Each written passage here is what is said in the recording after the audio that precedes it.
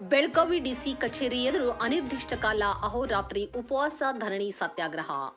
ಬೆಳಗಾವಿ ಜಿಲ್ಲೆ ರಾಮದುರ್ಗ ತಾಲೂಕಿನ ಓಬಳಾಪುರ ಗ್ರಾಮದ ನಿವಾಸಿಯಾಗಿರುವ ಶ್ರೀನಿವಾಸ್ ಗೌಡ ಬಾ ಪಾಟೀಲ್ ಸಾಮಾಜಿಕ ಹೋರಾಟಗಾರರು. ಇವರು ಬೆಳಗಾವಿ ಡಿಸಿ ಕಚೇರಿ ಎದುರು ಅನಿರ್ದಿಷ್ಟ ಕಾಲ ಅಹೋರಾತ್ರಿ ಉಪವಾಸ ಧರಣಿ ಸತ್ಯಾಗ್ರಹ ನಡೆಸಿದ್ದಾರೆ. ಬೆಳಗಾವಿ, ಬಾಗಲಕೋಟೆ, ವಿಜಯಪುರ ಇನ್ನಿತರ ಜಿಲ್ಲೆಯ ವ್ಯಾಪ್ತಿಯ ಎಲ್ಲ ತಾಲೂಕುಗಳ ಗ್ರಾಮೀಣ, ನಗರ ಪ್ರದೇಶಗಳ ವ್ಯಾಪ್ತಿಯಲ್ಲಿ ಕಾನೂನು ಬಾಹಿರವಾಗಿ ಅಳವಡಿಸಿರುವ ಟ್ರ್ಯಾಕ್ಟರ್ ವಾಹನಗಳಲ್ಲಿ ಡಿಜೆ ಸೌಂಡ್, ಧ್ವನಿ ವರ್ಧಕಗಳ ಶಬ್ದ ಮಾಲಿನ್ಯದಿಂದ ಚಿಕ್ಕ ಮಕ್ಕಳು, ಶಾಲಾ ಮಕ್ಕಳು, ವೃದ್ಧರು, ಮಹಿಳೆಯರು, ಗರ್ಭಿಣಿಯರು ಅಲೆದಾಡುವುದು ಕಷ್ಟದಾಯಕವಾಗಿದ್ದು, ದೂರವಾಣಿ ಕರೆಗಳ ಸ್ವೀಕರಿಸಿ ಮಾತನಾಡುವುದು ನಾಗರಿಕರಿಗೆ ಕಿರಿಕಿರಿ ಉಂಟಾಗಿದೆ. ನಾಗರಿಕರ ಸಂವಿಧಾನಬದ್ಧ ಶಾಂತಿಯುತ ನೆಮ್ಮದಿಯ ಬದುಕುವ ಹಕ್ಕಿಗೆ ಅಡ್ಡಿಯಾಗಿ ಸಾರ್ವಜನಿಕರ ಆರೋಗ್ಯದ ಮೇಲೆ ದುಷ್ಪರಿಣಾಮ ಬೀರಿ ಟ್ರ್ಯಾಕ್ಟರ್ ಅಕ್ರಮ, ಧ್ವನಿ ವರ್ಧಕಗಳ ಅಸಭ್ಯ ಮತ್ತು ಅಪರಾಧ ಪ್ರಚೋದನೆಯಿಂದ ಸಾರ್ವಜನಿಕ ಸ್ಥಳಗಳಲ್ಲಿ ಶಾಂತಿ ಭಂಗ ಹೆಚ್ಚಾಗಿದೆ. ವಿದ್ಯಾರ್ಥಿಗಳ ವಿದ್ಯಾಭ್ಯಾಸಕ್ಕೆ ಅಶಾಂತಿ, ಸಾಮಾಜಿಕ ಸ್ವಾಸ್ಥ್ಯ, ಪರಿಸರ ನಾಶ ಮಾಡಿ ವಿಪರೀತ ಶಬ್ದ ಮಾಲಿನ್ಯ, ಕಿರಿಕಿರಿಯಿಂದ ಅಪಘಾತಗಳು ಹೆಚ್ಚಾಗಲು ಕ್ರಮ ಕೈಗೊಳ್ಳದ ಸಾರಿಗೆ ಇಲಾಖೆ ಹೊಣೆಗಾರವಾಗಿದೆ. ಈ ಬಗ್ಗೆ ಈಗಾಗಲೇ ಮೊದಲು ಹಲವು ಬಾರಿ ಅರ್ಜಿ ಮೂಲಕ ದೂರು ಸಲ್ಲಿಸಿದಾಗ ಮಾನ್ಯ ಪ್ರಾದೇಶಿಕ ಆಯುಕ್ತರು, ಜಿಲ್ಲಾಧಿಕಾರಿಗಳು ಹಾಗೂ ಮಾನ್ಯ ಅಪರ ಸಾರಿಗೆ ಆಯುಕ್ತರು, ಉತ್ತರ ಕಚೇರಿ ಧಾರವಾಡ ಇವರುಗಳು ಸೂಚಿಸಿದರು ಮತ್ತು ರಾಮದುರ್ಗ ಎಆರ್ಟಿಒ ಕಚೇರಿ ಮುಂದೆ ದಿನಾಂಕ 23/12/2025 ಅನ್ಯಾಯ ಖಂಡಿಸಿ ಉಪವಾಸ ಸತ್ಯಾಗ್ರಹ ಮಾಡಿದ್ದು, 1 ತಿಂಗಳೊಳಗೆ ಕ್ರಮ ಕೈಗೊಳ್ಳುತ್ತೇವೆಂದು ತಿಳಿಸಿದ್ದು, ಯಾವುದೇ ಕ್ರಮ ಕೈಗೊಳ್ಳದೆ ಭ್ರಷ್ಟರನ್ನು ರಕ್ಷಿಸಿ ಗಂಭೀರ ಕರ್ತವ್ಯ ಲೋಪವೆಸಗಿದ್ದಾರೆ ಎಂದು ಹೇಳಿದರು.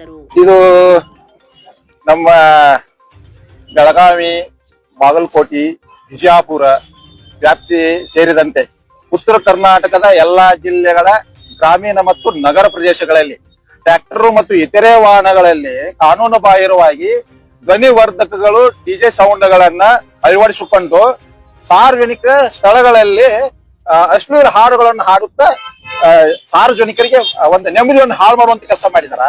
ಮತ್ತು ವಿದ್ಯಾರ್ಥಿಗಳಿಗೆ, ಶಾಲಾ ಕಲಿಯುವ ವಿದ್ಯಾರ್ಥಿಗಳಿಗೆ ಶಿಕ್ಷಣಕ್ಕೆ ಇವು ಮಾನಸಿಕ ಹಿಂಸೆ ಆಗ್ತಿದೆ. ಶಬ್ದ ಮಾಲಿನ್ಯ ಆಗಿ ಚಿಕ್ಕ ಮಕ್ಕಳಿಗೆ, ಶಾಲಾ ಮಕ್ಕಳಿಗೆ, ಮಹಿಳೆಯರಿಗೆ ಆರೋಗ್ಯಕ್ಕೆ ಮೇಲೆ ದುಷ್ಪರಿಣಾಮ ಆಗಿ ಸಾಮಾಜಿಕ ಸ್ವಾಸ್ಥ್ಯ ಹಾಳಿ ಸಂಪೂರ್ಣ ನೆಮ್ಮದಿಯನ್ನು ಹಾಳು ಮಾಡಿದ್ದಾರೆ. ಇದರ ಬಗ್ಗೆ ಸಂಪೂರ್ಣ ಕಠಿಣ ಕಾನೂನು ಕ್ರಮ ತಗೊಂಡು ಅಕ್ರಮವಾಗಿ ಅಳವಡಿಸಂತ ಟ್ರ್ಯಾಕ್ಟರ್, ಡಿಜೆ ಸೌಂಡ್ಗಳನ್ನ ತೆರವುಗೊಳಿಸಬೇಕಂತೇಳಿ ಈಗಾಗಲೇ 2 ತಿಂಗಳಿಂದ ಹೋರಾಟ ಮಾಡ್ತಾ ಇದೀವಿ ನಾವು. ಈ ಬಗ್ಗೆ ಸರ್ಕಾರಕ್ಕೆ ಈಗ ಮತ್ತೆ ನಾವು ಈ ಡಿಸಿ ಕಚೇರಿ ಮುಂದೆ ಬೆಳಗಾವಿ ಎಂದು ದಿನಾಂಕ 9ರಂದು ಉಪವಾಸ ಸತ್ಯಾಗ್ರಹ ಮಾಡ್ತೀವಿ, ಕ್ರಮ ಕೈಗೊಳ್ಳಿದಂತ ಹೇಳಿದ್ವು. ಇಲ್ಲಿವರೆಗೂ ಯಾವುದೇ ಕ್ರಮ ಕೈಗೊಳ್ಳದಂತ ಸಾರಿಗೆ ಇಲಾಖೆಯ ಜಂಟಿ ಸಾರಿಗೆ ಆಯುಕ್ತರು ಬೆಳಗಾವಿ ವಿಭಾಗದ ಸಿದ್ದಪ್ಪ ಕಲ್ಲೇರನ್ನವರು ಇಲ್ಲಿವರೆಗೂ ಬೆಳಗಾವಿ, ಬಾಗಲಕೋಟೆ, ಬಿಜಾಪುರ ವ್ಯಾಪ್ತಿಯಲ್ಲಿ ಬರ್ತಕ್ಕಂತ ಆರ್ಟಿಒ, ಎಆರ್ಟಿಒಗಳ ವಿರುದ್ಧ ಯಾವುದೇ ಕ್ರಮ ಕೈಗೊಂಡಿಲ್ಲ. ಇವರು ಭ್ರಷ್ಟ ಅಧಿಕಾರಿಗಳು ಅನ್ನೋದು ಸಾಬೀತು ಮಾಡಿದಾರ. ಟ್ರ್ಯಾಕ್ಟರ್ ಧ್ವನಿ ವರ್ಧಗಳನ್ನ ಇಲ್ಲಿವರೆಗೆ ತೆರವುಗೊಳಿಸಿಲ್ಲ.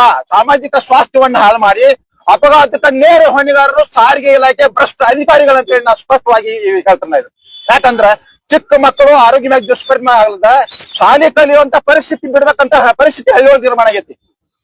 ಇದಕ್ಕೆಲ್ಲ ಮೇನ್ ಅಪಘಾತ ಮತ್ತು ಅತ್ಯಾಚಾರ ಕೂಡ ಹೊಣೆಗಾರ ಇವರು. ಯಾಕಂತಂದ್ರ ಟ್ರ್ಯಾಕ್ಟರ್ಗಳಲ್ಲಿ ಅಶ್ಲೀಲ ಹಾಡುಗಳನ್ನ ಹಾಕೊಂಡು ಬೀದಿ ಒಳಗ, ಓಣಿ ಒಳಗ ಹಗಲಿ ರಾತ್ರಿ ಅನ್ನದೇ ನಿರಂತರವಾಗಿ ಶಬ್ದ ಮಾಲಿನ್ಯ ಮಾಡ್ತಾ ಇದ್ದಾರ. ಹಗಲು ರಾತ್ರಿ ಗ್ರಾಮೀಣ ಮತ್ತು ನಗರ ಪ್ರದೇಶ ನಿದ್ದೆ ಮಾಡ್ತಾ ಇಲ್ಲ. ಇದಕ್ಕೆಲ್ಲ ನೇರ ಕಾರಣರು ಸಾರಿಗೆ ಇಲಾಖೆಯ ಆರ್ಟಿಒ ಮತ್ತು ಎಆರ್ಟಿಒ ಮತ್ತು ಜಂಟಿ ಸಾರಿಗೆ ಆಯುಕ್ತರು ಬೆಳಗಾವಿ ವಿಭಾಗದವರು.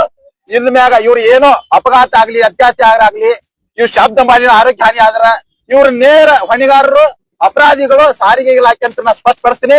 ಮತ್ತೆ ಇಲ್ಲಿವರೆಗೂ ನಮ್ ಆಕ್ಸಿಡೆಂಟ್ ಇಂದ ಇದಕ್ಕೆಲ್ಲ ನೇರ ಹೊಣೆಗಾರರು ಸಾರಿಗೆ ಇಲಾಖೆ ಅಧಿಕಾರ ಅಂತ ನಾ ಸ್ಪಷ್ಟ ಹೇಳ್ತೀನಿ. ಯಾಕಂದ್ರೆ ರಸ್ತೆ ಸುರಕ್ಷತೆ ಬಗ್ಗೆ ಯಾವುದೇ ಕ್ರಮ ಕೈಗೊಂಡಿಲ್ಲ. ಇವರು ಶಬ್ದ ಮಾಲಿನ್ಯವನ್ನ ನಿಯಂತ್ರಣ ಮಾಡಿಲ್ಲ.